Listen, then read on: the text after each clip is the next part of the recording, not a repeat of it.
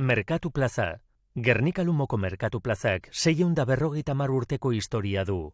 Euskal Herrian egiten diren merkatu tradizional bakarrenetarikoa dugu. Gernika Lumoko merkatuan lelo hau erabiltzen da, baserritik plazara.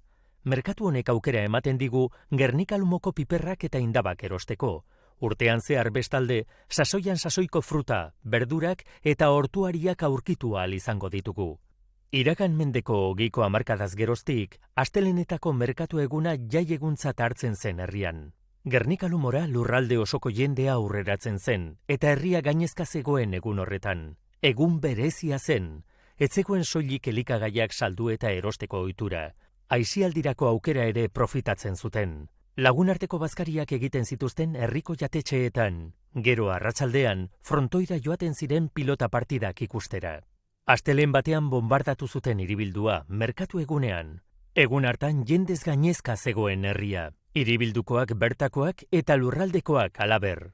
1927 urtean, 6.000 lagun bizi ziren herrian gutxi gorabehera. Bombardaketaren ostean Gernika Lumo erdi hutsik geratu zen. 1940 eta 1945 urteen artean berreraiki zuten herria.